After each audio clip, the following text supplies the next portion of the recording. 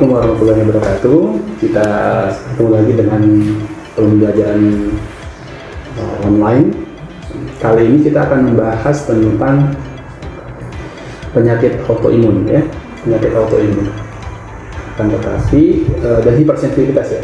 Akan tetapi saya akan membahas dasar dulu mengenai imunologi yang nantinya sebagai pintu gerbang untuk mengetahui kelainan-kelainan imun, ya.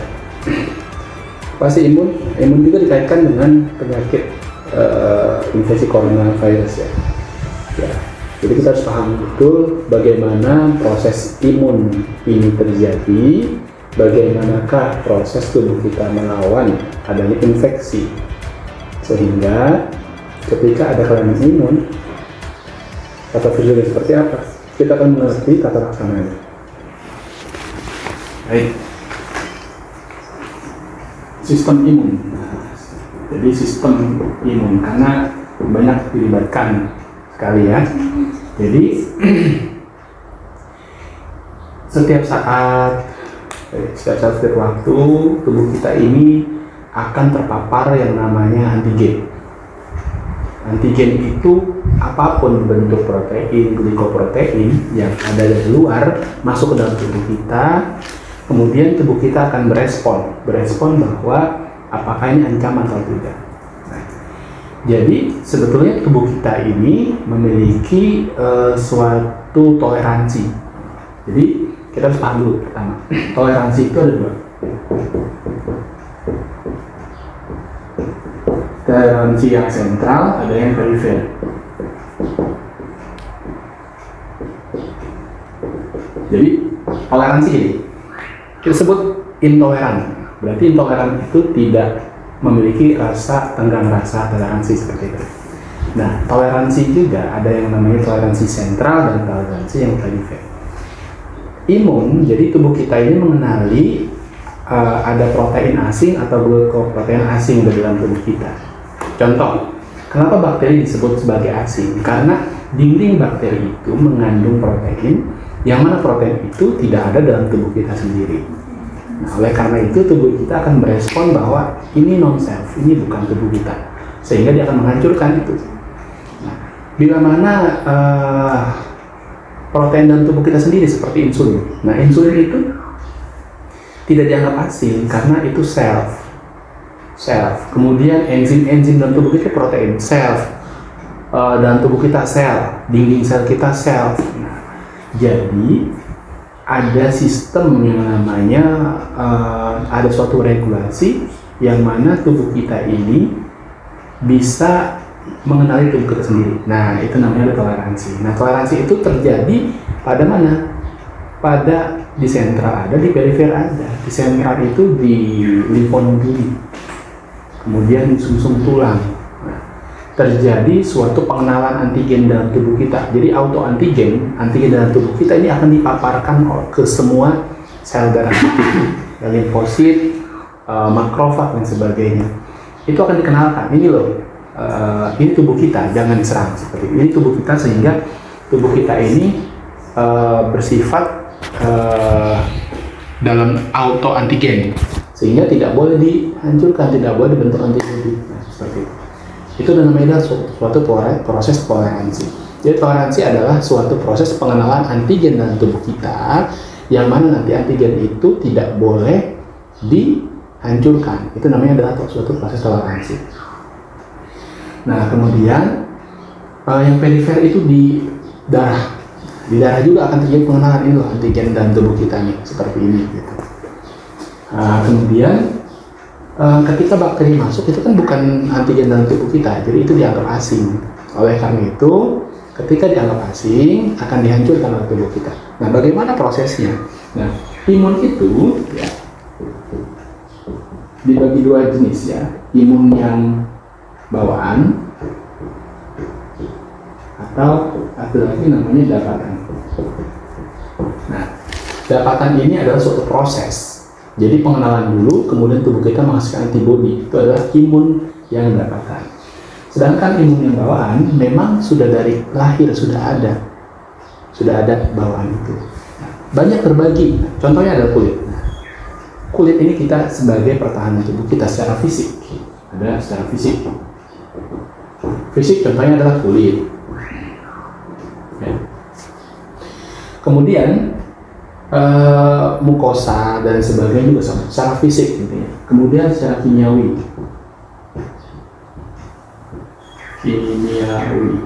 Nah, kimiawi secara kimia, misalnya HCl dan sebagainya. Ya, ada lagi secara seluler.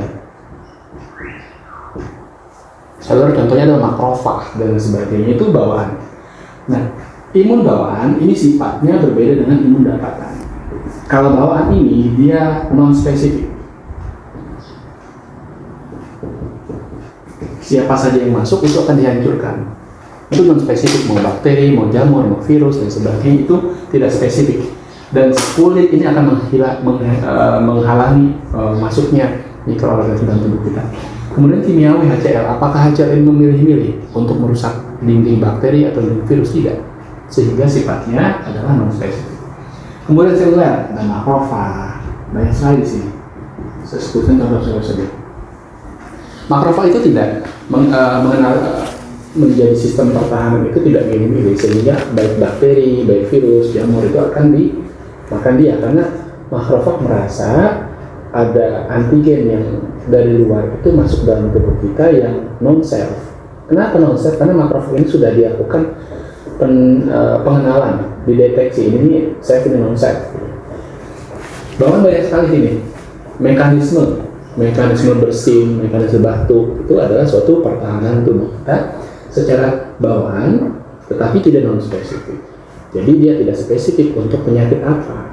Nah, kemudian yang dapatan ini ada namanya sel B dan sel T. Nah, sel B dan sel T nanti akan kita bahas tersendiri, karena mekanisme penyakit imun ini berkaitan sekali dengan proses ini, proses dapatan sel B dan sel T. Dapatan itu seperti ini. Kenapa dalam tubuh manusia yang sudah terkena cacar dengan gen yang sama, dengan serotipe yang sama, itu tidak akan terkena lagi? Nah, karena tubuh kita sudah memiliki sistem pertahanan tubuh, membentuk suatu antibodi, yang mana antibodi itu akan misalnya infeksi pertama masuk, kemudian tubuh kita menghasilkan antibodi. Nah, antibodi yang dihasilkan itu adalah antibodi dapatan yang spesifik. Kenapa spesifik? Jadi spesifik hanya untuk bakteri atau virus atau jamur yang pernah memapar kita. Jadi itu adalah namanya spesifik. Jadi kalau misalnya ada infeksi yang lain, nah, antibodi yang dibentuk nggak bakal bisa, nggak bisa mengikat antigen tertentu yang baru gitu. Tetapi ada namanya cross-link nanti pada mekanisme demam berdarah dari infeksi yang kedua, itu bisa juga cross-link. Kenapa adanya itu? Kenapa saya kena DBD kemarin, sekarang kena lagi? Oh, mungkin yang kena itu sakit kedua kali, karena demam berdarah memiliki 4 serotipe. Mungkin yang pertama kena DEN 2, berikutnya DEN 3 atau DEN 4. Jadi berbeda-beda. Nah, kalau virus cacar ada beberapa jenis. Kalau jenis yang sama yang infeksi yang kedua tidak akan sakit. Infeksi pertama akan sakit. Karena ketika infeksi pertama, tubuh kita akan membentuk suatu pertahanan yang membentuk antibodi, yang mana antibodi tersebut akan merusak, akan mengikat langsung. Nah, yang jadi pertanyaan, kenapa infeksi pertama kita bisa sakit, kita bisa demam? Nah, karena itu adalah suatu proses pembentukan antibodi. Jadi antibodi terbentuk, antibodi ini dibentuk, proses sakit dulu, proses demam dulu, jadi proses inflamasi akan terbentuk di situ. Jadi yang terpenting adalah sel T dan sel B. Itu ada dapatan. Nah, imun dalam tubuh kita ini bekerja sebagai suatu sistem dan berkaitan satu dengan yang lain. Ini makrofag banyak nih, bawaan seluler, makrofag, nekrofil, eosinofil, basofil, semuanya sih. Nah, sedangkan sel B, sel T ini dia memiliki spesifikasi. Spesifikasinya adalah untuk membentuk antibodi tertentu untuk infeksi tertentu. Kemudian saya akan memaparkan satu-satu ya. Nah, jadi ketika imun ini ada dua penyakit, imunnya tinggi atau imunnya rendah, sama penyakit endokrin. Endokrin itu hormonnya kebanyakan atau hormonnya kesedikitan. Nah, kalau hormonnya kebanyakan berarti ditekan produksinya, kalau kesedikitan ditambah hormonnya. Gitu. Nah, sistem imun pun sama nih penyakitnya. Penyakit sistem imun ya, dia meningkat atau dia menurun. Kalau dia meningkat, ada penyakit. Penyakit yang pertama adalah hipersensitivitas. Hipersensitif, jadi dia tuh disenggol bacok lah ya. Hipersensitif. Jadi harusnya imun yang dibentuk dia biasa saja, tetapi dia berlebihan. Itu namanya hipersensitivitas. Tapi bagi tipe 1, tipe 2, tipe 3, dan tipe 4.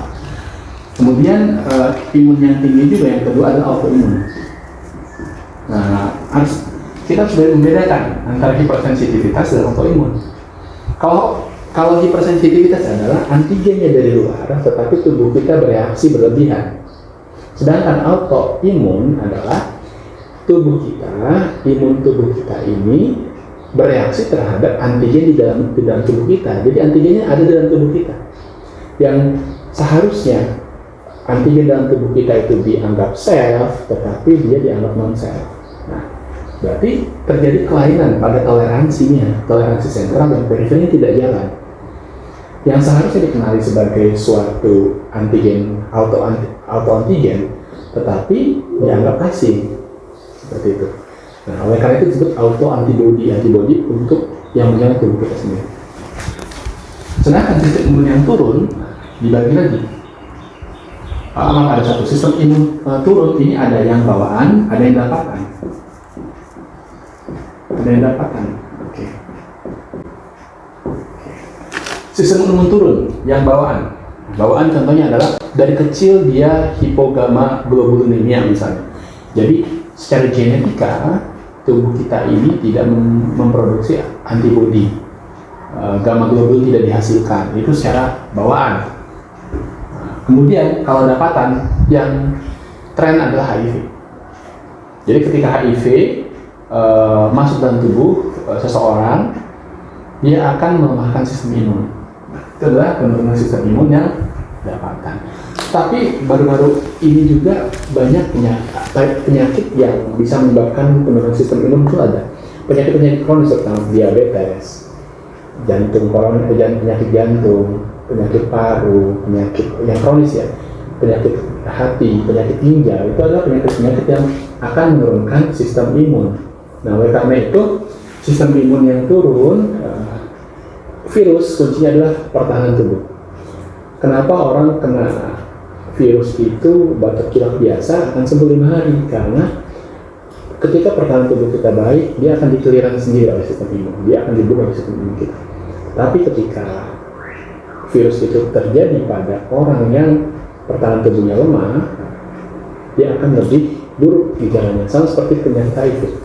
HIV itu orang mati bukan karena HIV-nya, akan tetapi mati karena infeksi oportunisnya. Jadi oportunis adalah suatu kaum yang mengambil kesempatan di dalam kelemahan seseorang. Nah, itu namanya infeksi oportunistik. Dia mati karena infeksi oportunistiknya. Sehingga pada pasien-pasien HIV banyak meninggal karena penyakit TB, paru, kemudian TBC otak, ada infeksi toksoplasma di otak. Itu disebabkan karena penurunan sistem imun yang didapat.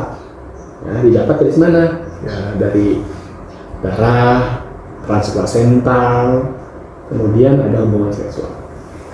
Itu ada dapatan. Penyakit ginjal juga turun karena ada beberapa mekanisme penyakit. Diabetes juga akan menurunkan sistem imun. Jadi sistem imun itu ada 2 spektrum penyakitnya, meningkat atau menurun. Yang meningkat ini bagi 2, ada hipersensitif dan autoimun. Yang menurun ada yang bawaan, ada yang dapatan. Nah, dapatan ini banyak sekali, HIV, kemudian gagal ginjal kronis, gagal hati kronis, kemudian banyak sekali penyakit yang kronis-kronis tersebut yang dapat menurunkan sistem pertahanan tubuh kita. Baik, nah yang saya akan bahas adalah bagaimana tubuh kita ini menghasilkan suatu pertahanan tubuh secara dapatan. Kalau ini tidak bisa kita bahas karena memang sudah ada makrofag, HCl, kulit dan sebagainya, ini sudah ada semua. Nah, saya akan bahas tentang hipersensitivitas dan autoimun. Ya. Jadi kelainan sistem pertahanan, sistem imun yang akan saya bahas adalah hipersensitivitas dan autoimun. Harus bedakan hipersensitivitas tadi. Hipersensitivitas itu adalah antigen masuk dalam tubuh kita, akan tetapi tubuh kita berlebihan bereaksi. Itu namanya hipersensitivitas. Kalau autoimun adalah reaksi pertahanan tubuh kita sebagai respon dari antigen di dalam tubuh kita sendiri. Contoh penyakit adalah penyakit lupus misalnya. Ada lupus, ada tiroiditis autoimun, ada imun trombositopenia purpura dan sebagainya. Oke. Jadi gini prosesnya. Jadi prosesnya awalnya dalam tubuh kita ini misalnya ada masuk bakteri. Ini secara sederhana nanti akan saya bagikan channel video yang menjelaskan secara gamblang ya, secara garis besar saja. Ketika bakteri atau virus atau jamur ya, atau parasit apa saja yang memiliki berat molekul dan memiliki antigen berat molekulnya tertentu, berat sekali, sehingga dikenali oleh tubuh kita sebagai zat asing.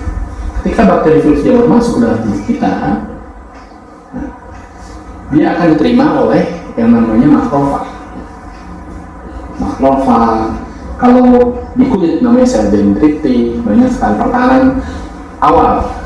Jadi sebagai pertahanan line defender, jadi pertahanan pertama makrofag ini. Makrofag dia akan memakan bakteri virus jamur, dimakan di tubuh kita. Kenapa dimakan sama dia? Karena dia merasa ini adalah non-self. Kenapa non-self? Karena si makrofag merasa tidak pernah dikenalkan oleh tubuh kita dengan mekanisme toleransi sentral atau perifer. Ini adalah self. Ini non-self, sehingga dia akan memakan melalui fagositosis bakteri virus jamur yang tidak dikenal ini. Dia akan dimakan. Ya. Kemudian ketika dimakan dia akan dipecah menjadi beberapa partikel-partikel kecil. Partikel kecil yang nanti dia akan partikel itu dipecah. Ini antigennya nih ya, proteinnya. Kemudian protein itu akan dipresentasikan di permukaan makrofag.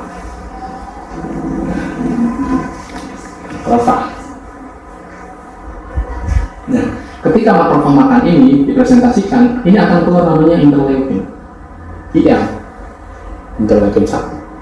Nah, interleukin 1 nanti dia akan ke hipotalamus, kemudian akan meningkatkan set point, makanya demam. Nah, demam itu adalah suatu sirine untuk tubuh kita. Tubuh kita ini terjadi infeksi. Ya, jadi makrofag ini berperan sebagai pemberitahu bahwa dia sudah memakan antigen, dan sebagai responnya adalah memakan IL-1 ya, dia akan ke hipotalamus, dia akan meningkatkan set point, akibatnya dia demam. Kemudian makrofag juga tidak tinggal diam, dia akan mengeluarkan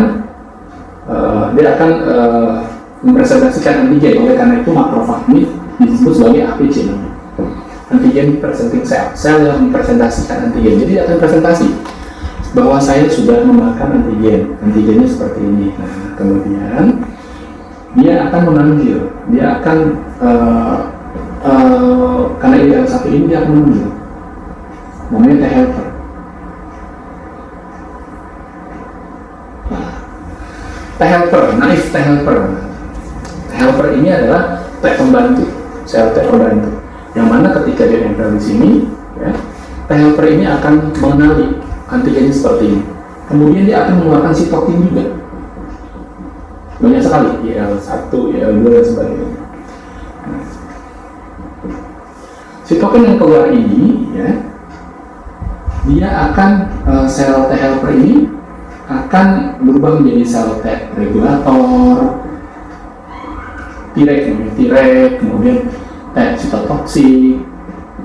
T sitotoksik ini nanti akan merusak sel yang terinfeksi virus. Ya. Nah, kemudian sitokin ini ya, yang dikeluarkan oleh T helper naif ya, naif T helper naif itu baru belum terjadi diferensiasi. Nah, sitokin ini akan kemana? Dia akan ke sel B. Yang mana sel B ini adalah sel untuk memproduksi antibodi. Ya. Kemudian sel B ini akan berdiferensiasi lagi menjadi sel B memori. Kenapa sel B memori? Karena dia akan membentuk memori sendiri. Oh, yang ini loh, antigen yang pernah masuk dalam tubuh kita, dia akan mengenali dan dia akan disimpan memori itu oleh sel B. Suatu waktu nanti ketika ada masuk lagi antigen yang sama, dia akan mengeluarkan, dia akan berubah menjadi sel plasma. Nah, ada yang berubah menjadi sel plasma. Sel plasma. Yang mana sel plasma ini, ya, dia akan menghasilkan antibodi. Ya, saya sebut antibodi. Yang mana antibodi ini spesifik untuk antigen yang ini. Jadi, ketika sudah terbentuk antibodi, dia akan mengikat dengan antigen. Ketika ada ikatan antara antigen dan antibodi, dia akan mengundang. Jadi ada namanya proses personalisasi, penandaan antigen. Ini loh antigen asing gitu ya, harus dihancurkan. Seketika itu akan dihancurkan oleh sel neutrofil, eosinofil dan sebagainya. Nah, ini adalah proses, namanya proses sentisisasi. Jadi sentisisasi itu adalah proses di mana membentuknya antibodi, dan ketika pertama kali terbentuk antibodi, tubuh kita akan demam, akan nyeri, akan terjadi proses inflamasi. Jadi antigen yang masuk, saya ulang, antigen masuk bakteri, virus, jamur, ini dikenali sebagai non-self oleh si makrofag.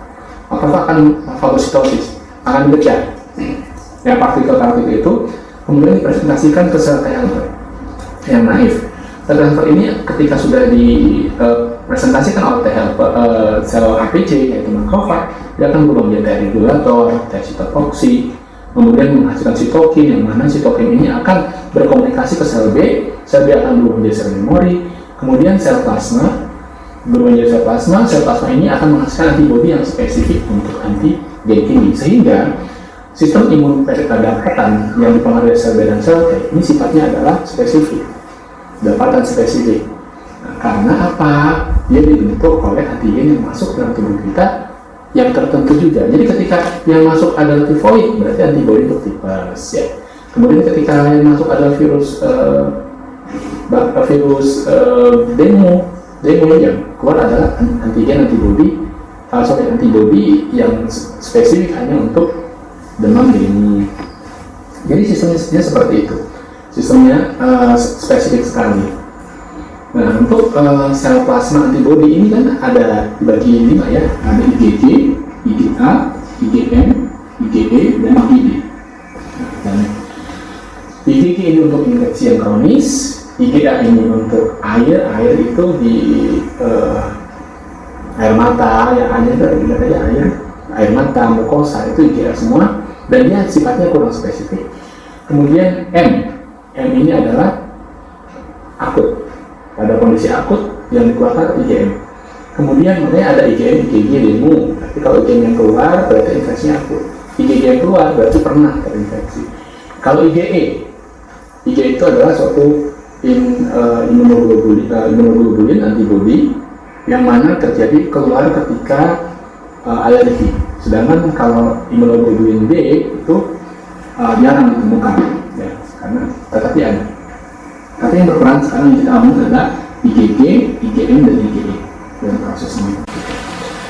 Jadi ini ada suatu pertahanan dalam tubuh kita, bagaimana proses pembentukan antibodinya, dan proses penyakitnya seperti apa, ini kita akan sebut. Oke, mungkin sampai sini. Ini saya akan hapus. Oke, saya akan lanjutkan penyakit-penyakit yang berhubungan penyakit imun ya.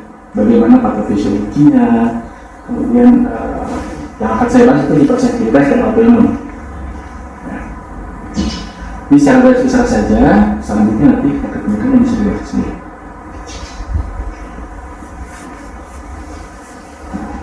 Jadi penyakit SLE masuk ke dalam autoimun, sedangkan penyakit seperti asma itu hipersensitivitas. Kemudian ada penyakit jantung rematik juga sama hipersensitivitas.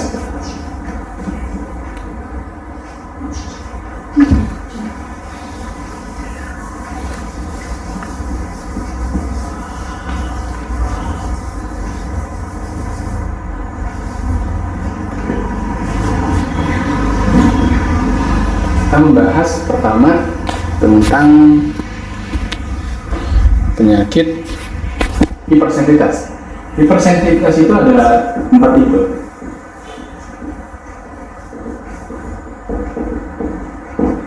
Tipe 1, tipe 2, ya, tipe 3, dan tipe 4. Tipe 1, 2, 3, dan 4. Kalau tipe 1 ini adalah tipe cepat namanya. Tipe cepat. Tipe lambat di sini 4. Sedangkan 2 tipenya tipe sitotoksik. Ini tipe 3 kompleks imun. Jadi penyakit-penyakitnya harus tahu. Tipe cepat apa, sitotoksik apa, kompleks imun apa, tipe lambat apa. Baik, untuk pertama tipe cepat. Jadi tadi saya sudah terangkan bahwa pembentukan antigen antibody diawali oleh masuknya antigen, masuk kemudian dimakan oleh makrofag, menghasilkan IL-1, ya. Kemudian dia akan merepresentasikan antigen di sini, ya. Kemudian masuklah sini ada namanya sel T helper. Baik, setelah itu T helper ini kan harus melakukan IL-2, IL-6 dan sebagainya.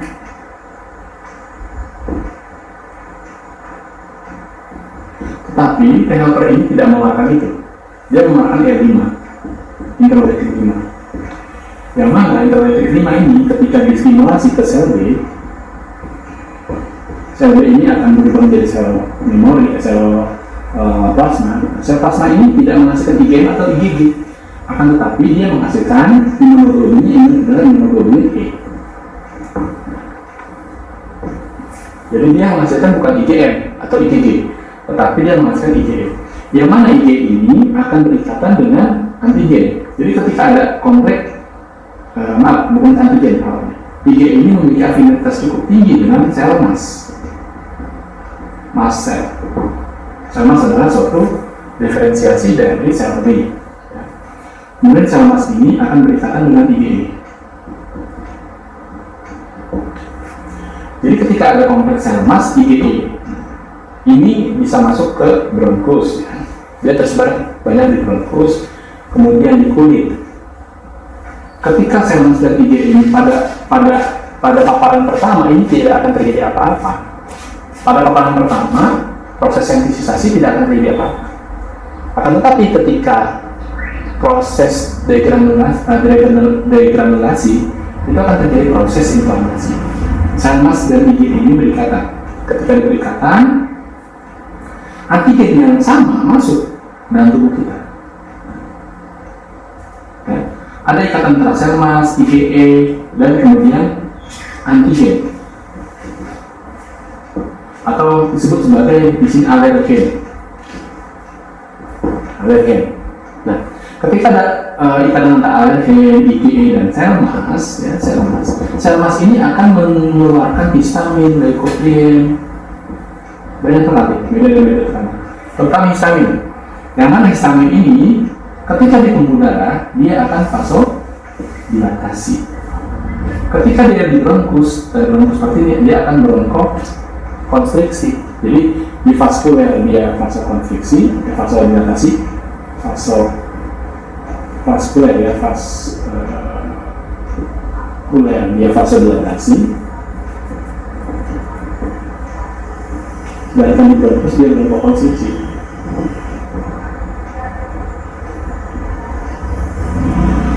Akan terjadi respon vasodilatasi. Vasodilatasi terjadi shock anafilaktik. Itu adalah suatu reaksi cepat. Jadi shock anafilaktik adalah suatu hipersensitivitas tipe cepat. Dan bronkusnya bronkokonstriksi.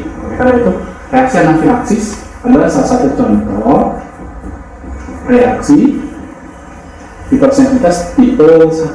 Anafilaksis, asma, anafilaksis itu hipersensitivitas tipe cepat, ya. Yang dihasilkan adalah IgM. Jadi salahnya adalah pembentukan harusnya IgM atau IgG, tetapi dia membentuk IgE, yang mana IgE ini sifatnya sebagai imunogen yang akan berikatan dengan alergen. dan akan memiliki aktivitas tinggi dengan sel mas, yang mana sel mas ini akan mengeluarkan histamin. Histamin ini akan terjadi vasodilatasi dan terjadi bronkokonstriksi. Muncul nanti gejala klinis. Nah, oleh karena itu, hipersensitivitas tipe 1 atau tipe cepat, contoh penyakitnya adalah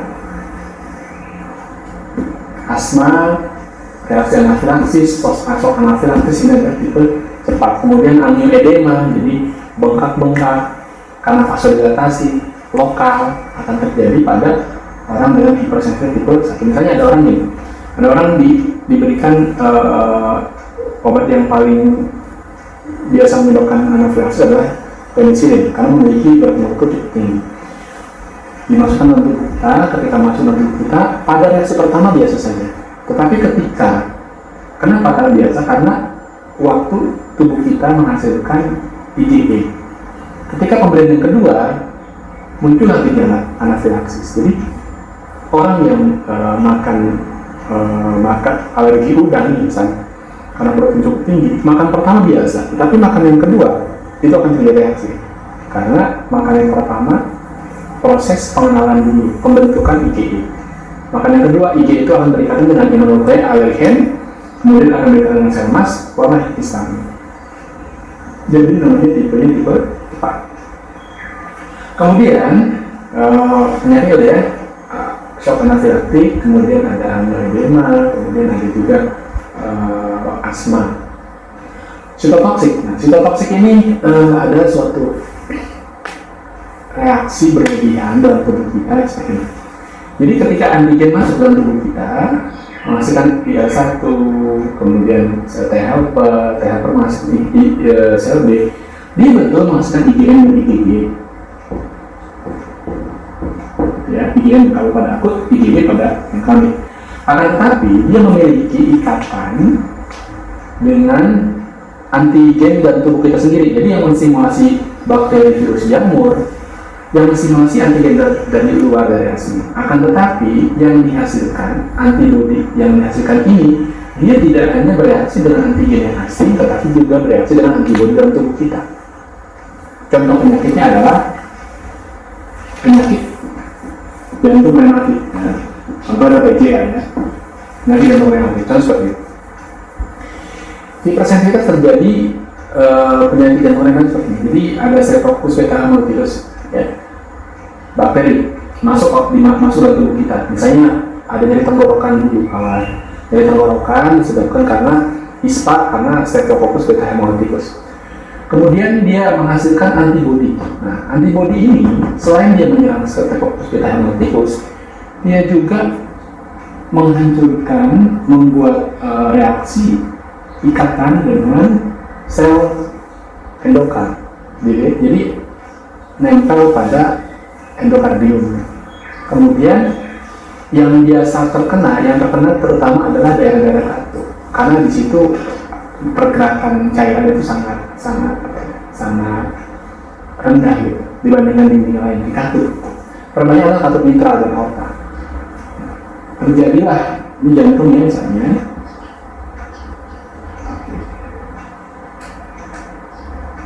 Nah, di sini terjadi radang, terjadi imunoglobulin kompleks, antibodi yang ada tubuh kita bisa terjadi di sini, merusak di sini. Itu adalah proses sitotoksik. Atau tubuh kita itu juga sendiri selain menyerang sini, jadi intinya adalah antigen dalam tubuh kita dianggap mirip dengan antigen yang memacu pembentukan antibodi. Jadi harus menyerang Streptococcus pyogenes, tapi dia juga menyerang pada dinding endokardium di sini. Yang menyerang bukan bakterinya, akan tetapi sistem imun dalam tubuh kita yang menyerang. Itu adalah sitotoksik. Kemudian untuk kompleks imun ini, jadi gini, ketika antibodi yang dihasilkan oleh tubuh kita, dia akan berikan dengan antigen. Jadi ada namanya kompleks antigen dan antibodi. Ini antigen misalnya, ini antibodi. Seharusnya ketika ada kompleks antigen dan antibodi ini harus dihancurkan oleh tubuh kita. Ya. Jadi ketika ada antigen masuk, antibodi yang sudah dihasilkan dia akan nempel, ya, berikatan. Dia harus dihancurkan oleh tubuh kita, sistem kita tubuh. Akan tetapi ini tidak dianjurkan di dalam darah. Kenapa? Pertimbangannya adalah molekulnya sangat kecil. Dan biasa terjadi pada infeksi Streptococcus beta pneumonicus. Jadi antigen Streptococcus beta pneumonicus ada antibodi di sini, ya. Antigen antibodi kompleks ini tidak dianjurkan. Nah, malah dia akan nyangkut di pembuluh darah, terutama di pembuluh darah glomerulus. Glomerulus itu adalah suatu modifikasi pembuluh darah. Suatu modifikasi pembuluh darah yang mana pembuluh darah tersebut, saya tulis di sini, ini glomerulus, ini ada vascular afferent, ya. Kemudian masuk dalam sini vasa efferent. Sini adalah glomerulusnya, ya, coba ini. Nah, ini kompleks antigen antibodi, justru dia akan terjalin di sini, di glomerulus. Antigen kompleks antigen antibodi di sini. Harusnya antigen kompleks ini, antigen antibodi ini harusnya dihancurkan di dalam darah. Akan tapi dia nempel di sini. Nah, ketika dia terjadi di sini, sel-sel radang datang sehingga terjadi inflamasi pada glomerulus. Glomerulus inflamasi akibatnya filtrasi yang harusnya kecil dia akan membesar. Akibatnya kehilangan sel darah merah sini keluar. Kemudian protein keluar di sini. Terjadilah penyakit namanya glomerulonefritis pasca streptococcus. Jadi setelah infeksi streptococcus terjadi kompleks antigen antibodi, karena antibodi yang dihasilkan karena reaksi tubuh kita menghasilkan antibodi untuk infeksi streptococcus harus dihancurkan di dalam darah, tetapi dia menempel di glomerulus. Karena dia menempel di glomerulus menimbulkan suatu reaksi inflamasi. Nah, ketika reaksi inflamasi terjadi, akan terjadi pelebaran dari fenestrata dari glomerulus itu. Akibatnya apa yang terjadi?